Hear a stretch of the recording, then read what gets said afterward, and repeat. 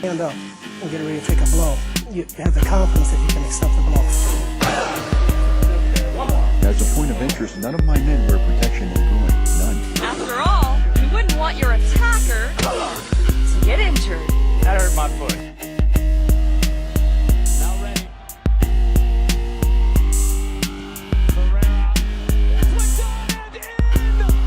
Dallas has leveled the match in the 100th minute. Back leveled. 1-1. And the faces of devastation on the Portland Timbers. You just see it coming here. Diego Chara in that near post is trying to get a flick on it. You got Hedges right behind him. They just overloading that near post. Diego Chara trying to get a header away. Just skips off the top of his head and goes beyond Eliage. And there we go. We are live, folks. We are live, internets. Welcome to Big D After Dark. I'm your host, Nathan Hill, at Nathan J. Hill. You can follow me there on Twitter. Also a contributor on BigDSoccer.com. And we're here to talk about FC Dallas. Of course, you can also subscribe to the audio version wherever you find podcasts and catch up if you miss out on the live show. But we love the live show so that you can post your comments, your questions. They show up here and we can use them. They can shape the show if you have a burning question as we get to FC Dallas action, North Texas SC action, and kind of catch everybody up on kind of where we are. So tonight, welcomed. Tommy is out. He needs a little rest night, which we understand. But we also have Ishmael back with us at Belcora Ishma on Twitter. Please follow him. And our buddy Jose there at El Chico Carmona. And what's up, everybody? Yeah, we have a lot to get to. A new signing. We won't start there quite yet, but a week where FC Dallas went to the Pacific Northwest, 2 games on the road, and came back with a point. There's a lot of different ways we can take this, depending on our perspective. I wouldn't have mind Tommy being here tonight because he would have brought a little bit of his high expectations, which are fine for if you're an FC Dallas fan. Have high expectations. But Portland and Seattle away games have always been a tough place to play for any team in this league, especially for FC Dallas. So anytime you can pick up a point there, you take it. You take it in the course of a season. But with that said, I think we can probably all agree that FC Dallas looked the better squad over 180 minutes plus like how much? Frustratingly so, yes. Yeah, like we generated more chances, more opportunity, looked more confident, and just didn't get the job done. Didn't get the ball in the goal. So let's just start with our feedback, our response to the action this week. Ishmael, we'll start with you.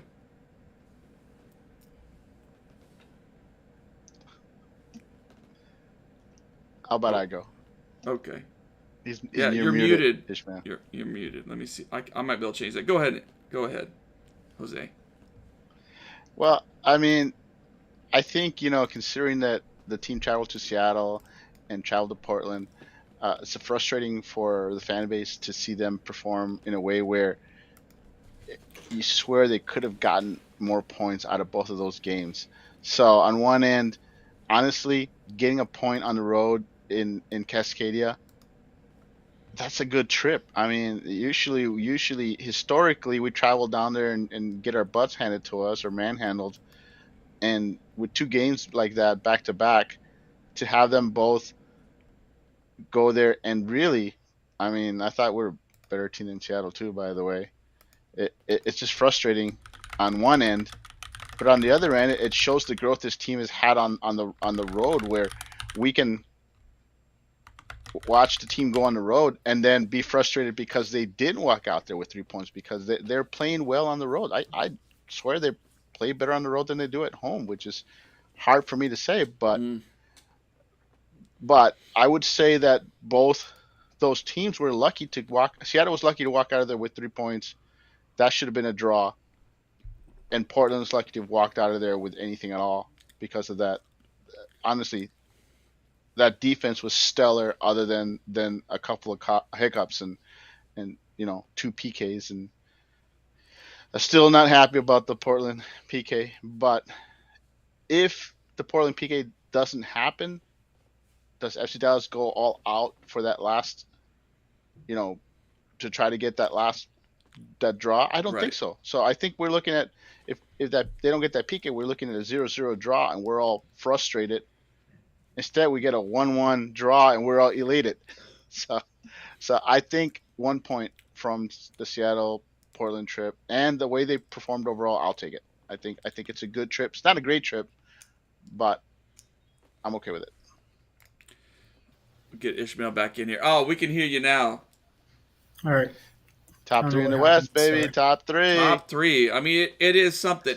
I mean, Ishmael, that's what I take away. Like, just very briefly pre-show, but just you give up 2 goals on the road this week across 2 matches, and when they're both PKs, they're not run of play goals. They're not these Golazzos. They're not just like your team getting beat down. They're like just mistakes, player mistakes, right? And so there's something to take from that. Like, if this team can get stingy again, it could be an interesting next few weeks, right?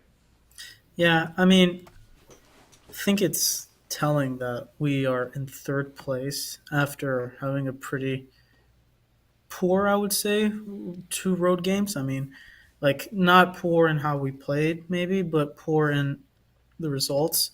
That just tells you how tight it is in the West. And I think when you're looking at a game like Seattle, I think that game you can take less out of because of the fact that you were dealing with a lot of injuries, and like it's a mid-game week, and you're looking at Portland as, I think, even though Seattle is lower than Portland, you're looking at Portland maybe as the more interesting choice. Like, at that point they were lower.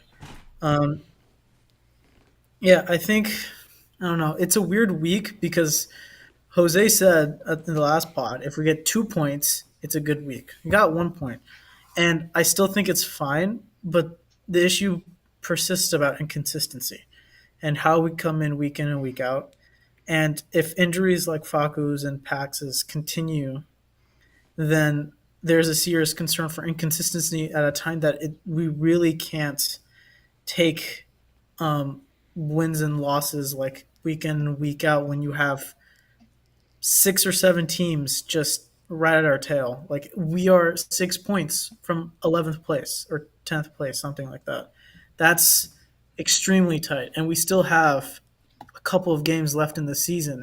It's like in 10, and for us it's 9 games, but for most of the league it's 10 games.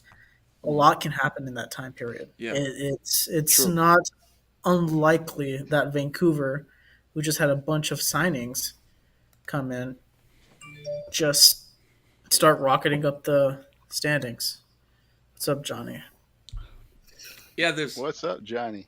I mean, there's a lot of ways this can go. This season can go, and I think we're holding our breath. On the other hand, I would say like it. Hopefully, when we look back at this season, FC Dallas started out, and the defense was sort of the most consistent aspect of the play. The offense started then to get into its groove. We hit the rough patch, and a lot of that was, bad defense. Just injuries, inconsistency led to some really heartbreaking loss points late, especially. And if the defense can get back into form a bit, if guys can settle down, of course, after this Portland game where both Jose Martinez came off and Farfan came off, like it just opens the door to all these questions about injuries and stuff. If the team can get healthy defensively and play like that, we could be we could really get in a good run down the stretch. Still got to take our chances, but it's just a lot of what ifs, though. That's the main issue I see right now. Like, we have a lot of defensive inconsistencies, but at least it's been shored up for the most part. Like, the inconsistencies right now are coming from injuries. The main one being Jose Martinez from fitness and Michael Farfan from just being unlucky in the last couple of games. but my main worry is that the attack has dried up. Like we weren't really expecting much from Velasco. He has improved the way that he's interacting with the team, but it's still not going to be a stats game for him this season. But Areola has dried up, and Jesus has dried up, like significantly. And when that's who we're relying on for the majority of the season, they have both of them, I believe, 21 goals together, and we have 34 goals this season. That's that's a good chunk of our scoring prowess drying up. Maybe it's a slump. It's not a complete rut where they're not scoring at all. Like they are scoring here and there. Jesus does a insane free kick. Areola gets a rebound in Austin like that. Like they are scoring, but it's not the rate that they were, and that's what we were relying on. Um, Hopefully, they come back from the All Star game and just take some lessons from Vasquez and other players. I don't know, but I think if we're going to have defensive inconsistencies throughout the season because we know Martinez has issues. Farfan getting hit twice now, pretty bad, is not a great sign that he's going to go 100% through the rest of the season. Hopefully he does, but that's slightly unlikely. Hedges has had his issues, and Tumasi is really good, but he has his limits. So we're not going to be super consistent in the defense. The attack is what we were relying on. If that's also inconsistent, and if we have these injuries in the midfield, there's a serious concern. That's an actual issue. Overly too pessimistic for me there, Ismail. I Yeah, mean, All right. me. All let's right. let's point out the addition of Leggett to the midfield, which strengthens the midfield and adds another difference maker. I mean, I don't I know he has just his detractors, people that piss on him or whatnot for usually USMT fans.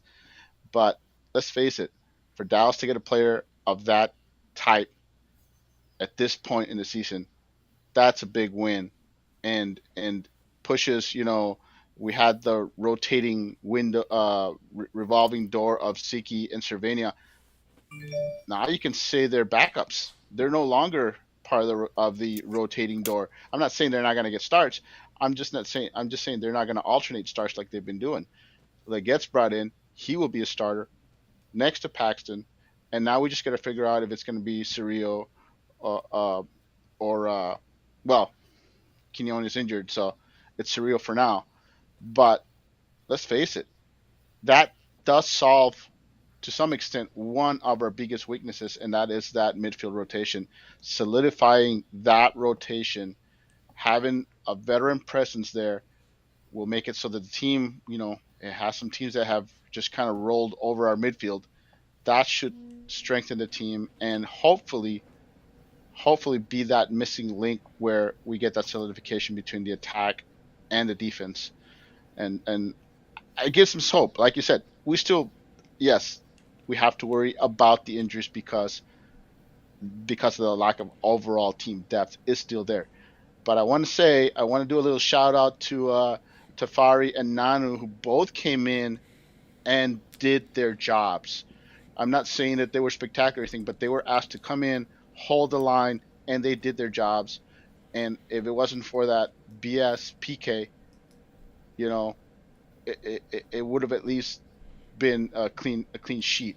So, I think Nano. Yes, I think you have to look at what we're paying him and say, okay, he's been a disappointment, but he can still be productive for this team. He's a player that can give you minutes, and I think he can fill in for Farfan. He won't misplace him. He won't replace him, and of course we're going to lose some of that uh, uh, defensive stoutness that Farfan provides. So there will be some hairy moments on that end. I don't doubt that. But I think as far as a guy who's going to be asked to come in and start, be a spot starter and give you significant minutes off the bench, I think Tafari and Nanu are starting, now that they're getting regular minutes, are starting to show that they can produce there. And that gives me some hope that we will survive the backline injuries. Okay. Well, let's get to Sebastian. An exciting trade within the league. Kind of out of nowhere. We didn't expect this per se. Not the FCD type Yeah. trade. I mean, And not yet, what they're known for. helpful for a team that's experiencing some injury issues and just needs perhaps a veteran presence to help close out games, to help push games. Let's hear what Nico responded in a question in the post game after the Portland match about what Sebastian brings to the squad. Sebastian, first of all, he's a great human being. He's gonna fit to our group of players and our locker room really well. And this is one thing that is important also for us, building the culture that we want to build here in FC Dallas. And he's gonna give us, as I said, like experience in the league, international experience with the national team, playing big games with a lot of pressure. And I think this is important to have players that can hold that pressure on, and he's a player that he's gonna help us to do that. And he's also going to provide that quality in the last third. I think he's really good at driving to the penalty box. He can score goals. He also is really good assisting. He can manage both legs. He can do some individual plays that has his special talent that can help us. And it's something that we needed to add because we were depending too much on the goals with Paul and Jesus in the forwards, and it's someone to add from the second line, that midfield line, that can contribute us with goals. Also, he works really hard. He's a great professional. He leads by example, and he's going to help the young players to see why he's having the career that he's having, and why he's having the success that he's having as a player. And also, he married, like, I guess he's married. I haven't looked up his relationship stats, but like a famous person, right? A famous singer or whatever. Becky G. Becky G. I don't know. I don't know who Becky G is. I'm an old guy. I don't know I'm who she is, but I know she's got like bazillion more followers than FCD does. That's right. But anyway, and was having a concert in Dallas actually. But Sebastian, quite an interesting signing, definitely along the lines of Paul Arriola. And I think a solid pickup, and a sign that maybe this team is looking to push to hold down that spot. Because at the very least, what Sebastian brings, he can certainly score. He can be a great offensive weapon, but he also brings that veteran experience, which can be helpful even if you bring him off the bench to help close out games, to make those better decisions, to slow down games.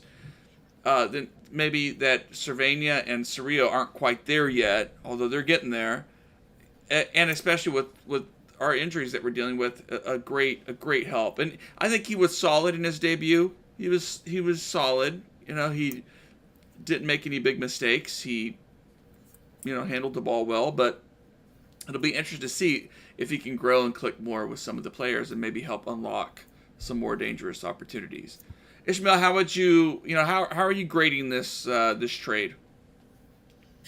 I mean, I think it's a great trade, especially looking at the assets that we have that are available in the league. When you have the Revs stockpiling the midfield and playing him on the wing, you know that he was probably a possible player that we could sign. And knowing, according to Arena, that Leggett was pushing for this trade for a couple of days, meaning that he wants to be here, that he's interested in the project. That's also really rewarding to know as a fan. I think with Leggett, the good thing about him is he'll get goals, he'll get assists, but the main thing is that he'll be consistent. I think most of the games that you'll see from him, he'll probably play better than he did on Saturday, but it'll be around that level. It's not going to be breaking the game up completely like a Paxton could do or a Jesus could do, but he's consistent. He doesn't make mistakes. Once he also solidifies himself more with the team, he'll be able to interact with the players more passing wise, moving, like helping with spacing. I think with Leggett, I'll be really interested to see what he does with Pax, because him pushing up and Leggett pushing up might give Paxson more free reign, where here in the league he's been a player that's really been targeted, not like for fouls and stuff, but he has a lot of pressure on him during games because it's Paxson and players and teams know what he can do. So now when with two midfield options that can do almost the same thing, it's a really good weapon for FC Dallas. And I think his longevity with this team is also based off of how well he plays, because it's also not that FC Dallas is stuck with a massive contract. He was traded to the Revs on a contract that was already with the Galaxy. We don't know the length, but it probably isn't more than 2 more years. And he's only 30. So it's not that he's at the end of his career. He is still in his prime. I think he'll be a good role model to the other midfielders, especially a player like Siki, who we want to develop as quick as possible because he's 24 and he has little room for development, but not that much. So I think it's a very good signing. It's one that would push us to the playoffs if we don't have that many injuries. But it's going to be a fun signing, I think. I think he'll be successful. Yeah, and I agree. I think he brings stability. I mean, he doesn't have the recklessness that Cervania has displayed of recently, and he has more consistency than Siki, who does great, but also has, the expected mistakes that you can expect from someone who's playing his first professional season. So it gives you that veteran presence and another vocal leader, and hopefully adds to that fortitude that this team has begun to show on the road. Because let's face it, their decision to play bunker down defense from time to time, especially in those recent games where they took a lead, you got to admit, you got to have, your nerves got to be through the roofs. You got to play it perfectly, knowing that you're under siege, and having another veteran player out there, that's a significantly big deal for this team. And some USMT fans were saying that FC Dallas is the new USMNT graveyard. No, baby, it's the Lazarus pits. Bringing them back to life. Bringing them back to life, and then they come back and terrorize you on the USMNT roster from Dallas. So that's what that is, and it's good stuff. You gotta love it. Honestly, like I said, it gives us hope. I'm not saying we don't know how it's gonna turn out. His stats aren't really all that better than Cervania. I mean, Cervania has 2 goals, 3 assists in the year. Leggett has 2 goals, 4 assists, but he has only 1 card the whole season, 1 yellow card for the entire season, and that's what you want. That's what you want. Yeah, I think with Leggett, what's also interesting is that he improves Thanks, everyone Johnny. else. He improves everyone else. Like, Yes. we talk about players having a limit to how much they can do. Tomasi and Areola both have limits, I think. Like, they are a specific kind of player, and they can excel at it. Did I just hear Tomasi criticism from Yeah, Ishmael Belfora? I was criticizing him earlier. Without Nanu really competing with him on the right side anymore, I'm like, I can go back down to earth. Once Nanu starts playing again on the right, Okay. I'll be on Tomasi train. But like, Then he gets all defensive about it. Yeah, Leggett raises their abilities. I think his best attribute besides his stability is, again, how he plays with other players. Like, he will basically be there for everyone else on the team, especially on that side that he plays on.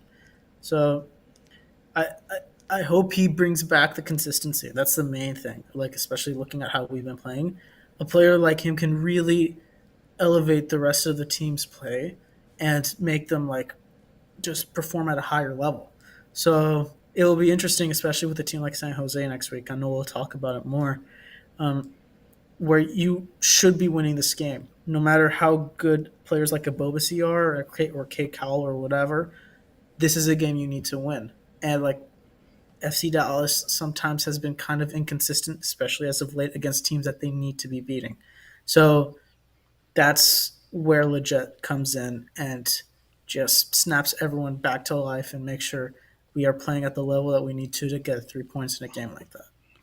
Well- What Ishmael is saying, and I want to clarify because we've said this in the past, is that FC Dallas plays down to or up to the level of their opponents, and they struggle with teams that they shouldn't struggle with, and play well against teams they should be playing well with. You should have a consistent level, and FC Dallas we've seen have played some teams that we thought that they should just beat, and just struggled mightily. And that's that lack of leadership, that lack of stability that hopefully the Jet adds to this team. And well, I always learn something on our podcast and our conversation. Like, I did not know that Siki was 24 years old. I thought he was much younger. So that's fascinating to me. That kind of changes the perspective. But I think he's been a fan favorite this year. He has been the Timo Pitter of our current year.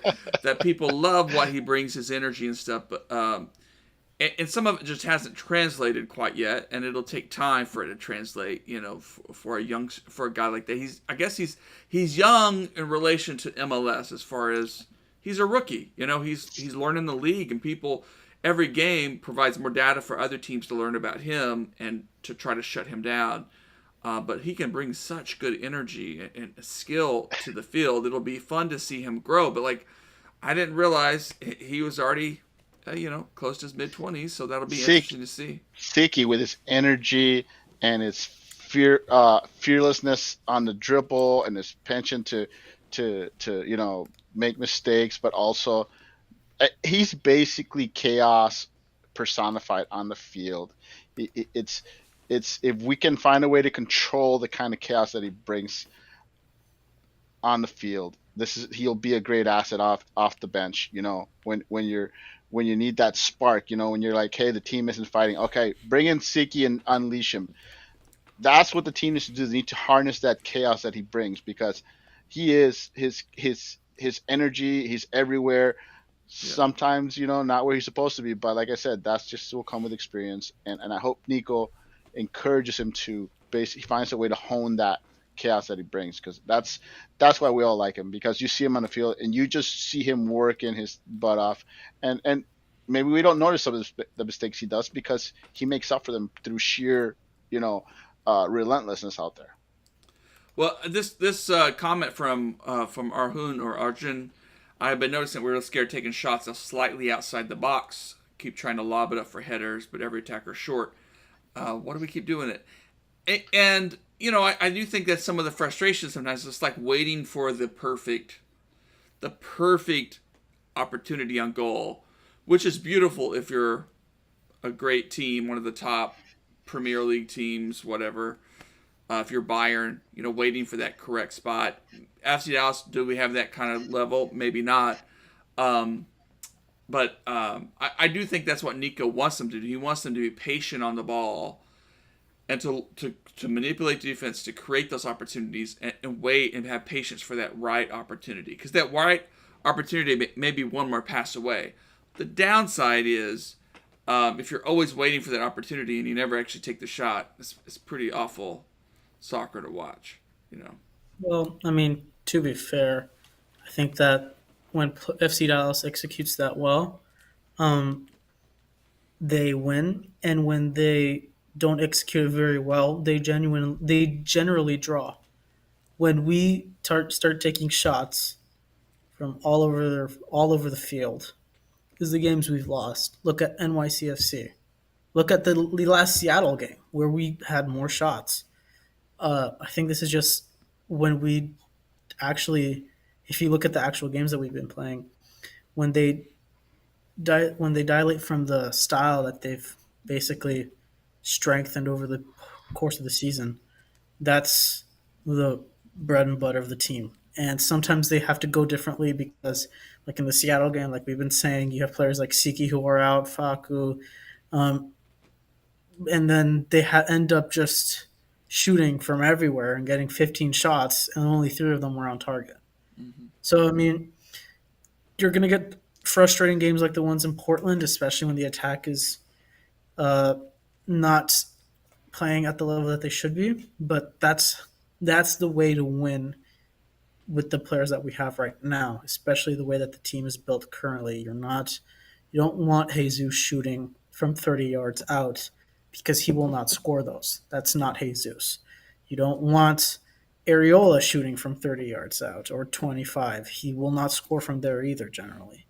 It's most of the time they have to get close to goal. Those are the kinds of players that they are. Like they can score a worldie here and there. That's not the style of this team. So I don't know. I think that's weird to expect from this team. I don't think that they'll. I think when they've tried it, it hasn't worked, especially this season. And to the question about why do they keep lobbing it up in there into the box when we don't have top players? This is a short team, but I think you can still do it with short teams, but then it becomes dependent on them being able to control a ball, catching it with their body and controlling it, and then maybe having to make that extra pass. That's where it really hurts his team is sometimes there's nobody to make a pass to, or the touch is too heavy, especially in the box where it's so crowded. It's such a razor thin margin of error. So they can still do it, but the margin of error is far, far less than if you had a taller team where, headers or just sheer, route one type plays can be employed.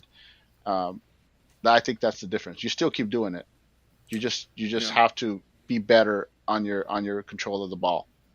And it's a sign too. I think that like teams are marking Jesus, like they're trying to figure out how to limit his opportunities. And one of the ways you do that is you body him and you try to push him around and push him into places he doesn't want to be. And so sometimes that creates opportunities to might slip a defender and get in the ball, get in over top and create an opportunity. So, the big takeaway from these past two games against Seattle and Portland was that there were more points to be had. And if Dallas could have just been more clinical, it could have been an amazing week for Dallas. It could have been a huge week for them. But it's also just really hard. I mean, I'd love FC Dallas to blow out every team 5-0, but that's just not the league. It's not the talent. It's not the roster. It's really capable to do that. So I think you hope the team gets going, gets streaky again, gets hot again in the right time. And that the defense also, matches that. I think that's our hope down the stretch, right? I just want to add that if Dallas could just take care of business at home down the stretch, we'll be fine because they're playing on the road has been the best I remember seeing as an FC Dallas fan, and that's dating back to when Poppy first took over. I can't recall us ever being so consistently playing well on the road, game in and game out, and that gives me hope that if this team can just take care of business at home, we should be a playoff team. We should be, and not just a sneak in. We should be a playoff team that is the margin because all teams are so close. It's going to be a lot of teams vying for that last home, host a home match. It's going to be quite interesting because that's how close the West is. But FC Dallas, as long as they take care of business and their home matches, should be in that conversation. Of course, provided we stay healthy. And I think with this team, we're fine with the two road games. I think, but looking at the incoming schedule with us at 36 points, if you beat San Jose, Salt Lake, SKC, and maybe San Jose away without considering any draws, that's 12 points. And 48 points most times in this league's history has been enough to make the playoffs. So if you look at the schedule that we have, it's not an easy one. And we're having a lot of 6-point games. But this is possible. It's in our grasp. That's the reason why, again, games like the Seattle and Portland game make me slightly nervous, where I think we could have gotten more out of both of those games. Is that, again, we play at the level of our teams. But I also want to point out, But I also want to point out how I forgot who set it up here. Uh, let's not forget that a lot of results also went FC Dallas' way, and sometimes you need that. Sometimes it's better to be lucky than good, and if you can just stay in there, get a point here, get a point there, and have results around the league go your way. Let's face it, FC Dallas is in third place because a lot of results, not one, not two, but a lot of results went their way, and you know, Yeah, if but that I think continues, it can't continue. But yeah, so far, that has happened a lot this season. yeah, Yeah. yeah. But I think especially as we're going into this last game stretch, you really can't and shouldn't rely on that. And Agreed, yeah, agreed. because That's why I'm I think saying the home yeah. matches have to. You got to bring home the Yeah, bacon I at home. think the team. Yeah, I think the team has gotten. That's why we say we're kind of surprised we're in third, because all during this league, this year, we've gotten somewhat lucky, and that's fine. It's not fault of anybody. That's good for us. But now in this home stretch, when we have games like San Jose, that's a must win. It's doesn't matter if the games go your way, especially when you're looking at two final games in SKC and Colorado, which are not going to be easy considering how we've played against these opponents before. This kind of game that's coming up next weekend is critical. And Agreed. anything less than a win genuinely concerns me, not because of the result, but because of the form going into the rest of the season when you lose to the second worst team in the West. It's And it's critical. and this is the time of the year where you need to start putting it all together, and showing that you're building towards that playoff performance. So I agree with Ishmael. It's very critical. We need to get 3 points out of this and build on it. And they hit right away after this game on Saturday, so a week to kind of rest up a little bit. They have another 3-game week, essentially, a Saturday, Wednesday, Sunday, 2 of which are home, and then Sunday at Nashville. So those will be some pretty crucial matches. In Nashville, there are points to be had there. Nashville has not been the defensive stalwart that they once were, so there's certainly points to be had there. So, I think FC Dallas should go into these games trying to get the maximum points and solidify their standing. I mean, it's going to be exciting. It's just going to be exciting. It's Major League Soccer. It's exciting. Oh, and by the way, All-Star Week. And, of course, congratulations to Jesus and Paul for making the All-Star team. And we'll be excited to... sometimes I Don't get know. injured. Yeah, just Don't don't get get injured. injured. That's Don't the get goal. injured. Enjoy yourself. Have a good time. But, I don't even know if I'll watch the All-Star thing. Yeah, I I don't care if you play like crap on a massive stage. Don't get injured. Yeah. Yeah, Don't get rested. injured. Don't ruin your form. Let's before we close out the show tonight, let's talk about North Texas SC. Also had a big match this weekend as they traveled to Portland Timbers 2. And this was your quintessential frustrating match for North Texas soccer fans. I think you saw in a 2-2 draw where really North Texas was up 2-0, and then gave up 2 goals for a draw, and then lost the penalty shootout. This is a young team. It's a young and raw team, and I had not heard in the postgame that I was going to have the clip, but there were some technical issues with it. Coach Kaw was as livid as I had ever seen him. He is such a positive guy. Even when his guys struggle, he's just like, they're learning, they're growing. But he was clear that there were some players in North Texas, if their vision was to compete at the highest levels, that they needed to take a hard look in the mirror. Their concentration, their positioning, locking in, their awareness, their presence, what they bring out to the field. Because maybe this was a situation where the team was like, we got 2-0. Portland is going to lay down and let us just roll out the game. And the Timbers were hungry, and they fought hard, and they made it a tough match. And they came away with a draw and then the penalty shootout. So definitely a tough match for North Texas. Jose, did you watch the match, and what were your takeaways? I watched portions of it. I didn't watch the whole thing, but I have to say that Coach Kaw has a right to be livid because a win by North Texas would have put him clear of the fifth place team by 6 points. 6 points. There's a massive gap between the first 4 teams and the rest of the league, and North Texas needed that cushion there.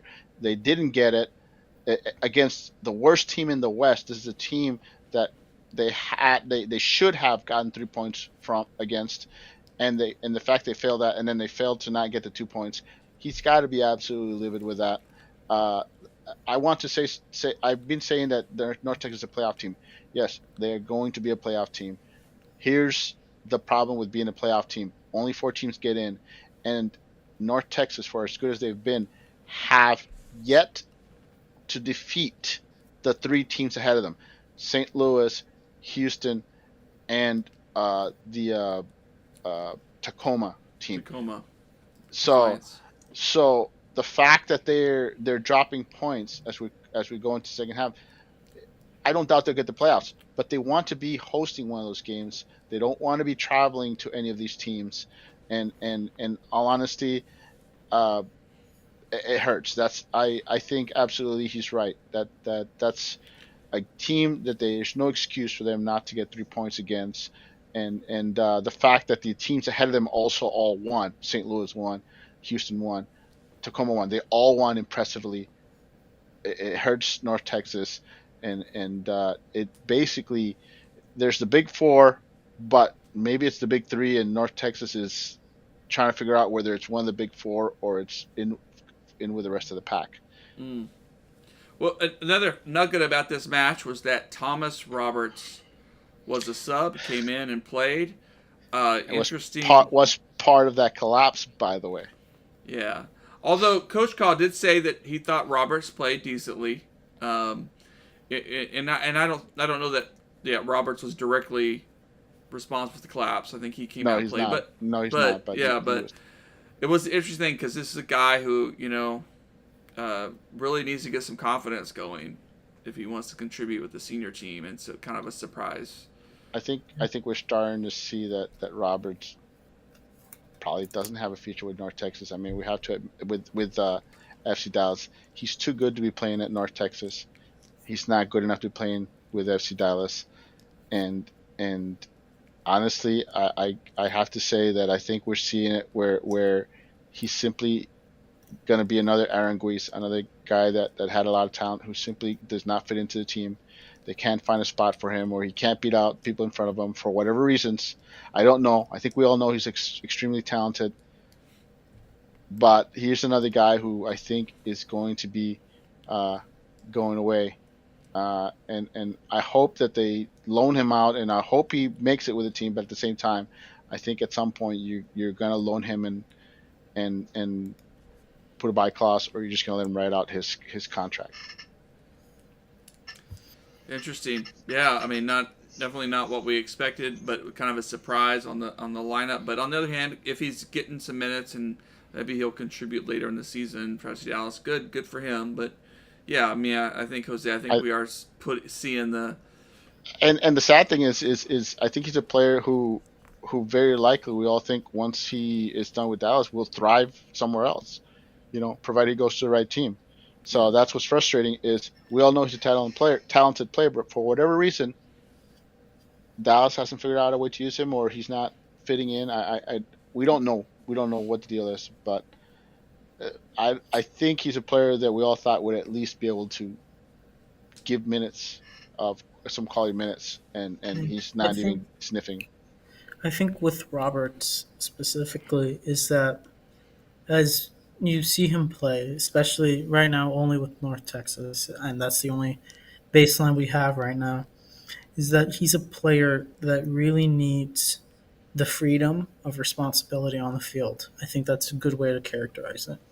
Mm-hmm. And there is no way on earth that option is possible in the midfield that Nico's trying to build. It's every single midfielder, every single player, in fact, has a responsibility both in the attack and the offense. That's how Nico wants this team to play. That's how it does when it's playing perfectly. And Roberts has improved. Well, he had improved This is, of course, a one-off game that we can't really take too much from. And the SKC Open Cup game was also something you couldn't really take too much from. But he had improved before he'd gone off to Austria. When he was playing with North Texas, you saw him taking a little bit more responsibility. Especially on the defensive side, he started to play a little bit tougher. But it's just it was from a level of 0 to like 20% of what it needed to be. And there are teams where that kind of free 8 role, as it's called, like extremely free 8 role, has a place in the team. But I don't think Nico's team will ever have that. There needs to be a defensive mid, a workhorse, a deep lying passer that can also push up.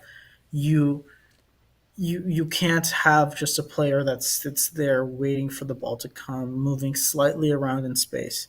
That's what kind of player Roberts is. It's not a bad thing. It's actually kind of what Aranguiz did, as we were talking about the Aranguiz comparison. It's actually almost a like for like, except Roberts plays deeper. And that actually makes it even more difficult because attacking mid, you can almost justify it, and 8, you really can't. So I do think that Roberts is probably done. And his contract does end at the end of the year. It was extended when he went to Austria, and it's going to end at the end of this year. It would be extremely surprising if his contract was picked up. It really would. Agreed. Well, we know this is going to happen. That not everybody who comes out of the academy, even those who are highly touted, will make their mark. It's a cruel sport. It's a tough business. Like Knight Pickering. Yeah. I want to say that we didn't bring up the fact that Dallas made the trade for the allocation order and got some GAM out of that, and I find that curious that they would do that. It makes me wonder if they're going to add another player maybe from the free agency ranks with that GAM, because why would you trade that allocation order for GAM that you're not going to use? And really, it's a lesser amount that we've seen that position go for, which makes me think that they need it. Yeah, I think the number was weird, but I think the trade made sense when you consider that FC Dallas also wanted to go for Larea, but wasn't able to free up the cap space. That was the main issue. And it ended up being that... I understand that, but if you can't get him, then why would you give up that allocation order? It might have been that that's the best. Really. I don't know. It might have been that that's the best money that you could have gotten, because it's possible that the level of pricing for the dumb things in MLS will always fluctuate. And I also think that there's always an unknown league pressure that exists when you want to bring back a player that plays for a national team that is local and you want him to do well. There's always those kinds of internal pressures that exist. I think that's conspiracy theorist kind of thinking, but it is possible. No, what I'm saying is I'm wondering if they're going to add like an emergency body. If they need that money to sign, say, 32-year-old MLS veteran at a spot of need that can perform in an emergency situation. We've seen them do that before in the past, where they brought in players that never saw the field, but were MLS veterans. They signed in. You mean Eric Alexander? Someone like that. Yeah. And I'm just saying, I'm wondering if that's what that deal's for, is, hey, if our depth issues are well known.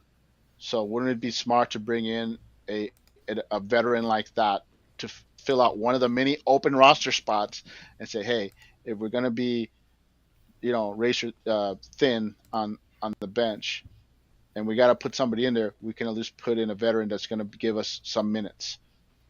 So I'm just wondering if that's something they're going to do, which, let's face it, if they think they're going to make the playoffs, it would be smart to add a player like that. No one will get excited about.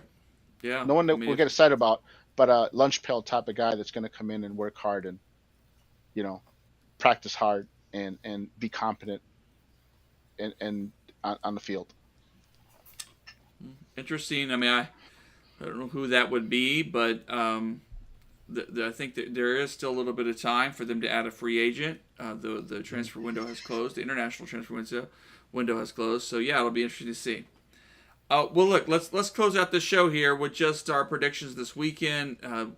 Dallas is back home. There's a red out on Saturday, and they welcome San Jose. And San Jose is a team definitely in the midst of the transition with an interim head coach, but also a team that can do some damage. That can surprise you. That has some quality. So it's going to be a tough match. But of course, got to get the 3 points at this point in the season, right? Got to get the 3 points. Yeah, I like to see what the team can do with legit getting a full week of practicing. Mm-hmm. I think, like I said, I'm excited. I think we can get 3 points. I don't think it's going to be easy, but at home, you got to get those 3 points. I don't care how they do it. I don't care if they get it on a PK. Just get it. I mean, San Jose hasn't won a game in 5. They're winless in 5. And I am no less nervous because this team is a team with a ton of talent in the attack, especially Abobasi, who's really on an amazing season. And then when you consider that they've brought in a couple of players in the summer transfer window that might make their debut, might not, who knows. They also have their keeper who just got injured. Marcinkowski was not available against Austin. I don't know if he'll be able to play against FC Dallas. I still haven't relieved myself of this nervousness. I think they should win. I think they need to win. I'm not going to make a prediction. I don't want to. Yeah. Well, I think we'll feel better if they go out there and perform, like they used to perform at home, where they come in and just dominate. And I think that would make us feel better. But I think we're all expecting fight to the death, trying to close out the game with a win at the end. So I mean, like I said, yeah, it'd be hard to predict, but I'm hopeful that the team will put themselves in a position to win.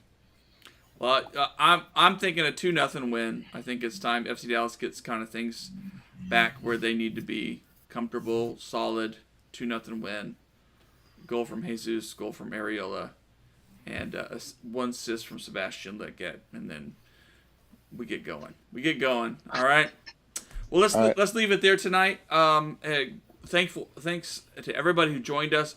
Great comments and questions. Some good banter a little bit there, and we'll be back next week, of course, same time. And we want you to check out BigDSoccer.com to read some of the stories that we post up. I'm going to try to put together an article about my impressions of Coach Kaw, getting to interview him here and there over the course of this season. I'm hoping to get that out this week. Any other comments? I just want to add that I'm concerned because the attack will be missing their weekend savior in Chara won't be there to score goals against San Jose for us. So. Yeah, sure. The legend, FC Dallas legend. Diego. We should ask him to come put the scarf on Lamar Hunt. It really could not have happened to a better player. Absolutely. It was better than if I say it. Maybe I'm wrong, but I think it was better than if an FC Dallas player had just scored it, because that just gave me so much internal happiness. Yes, it was amazing. Absolutely. All right. Well, good night, everybody. Good night, guys. Good night.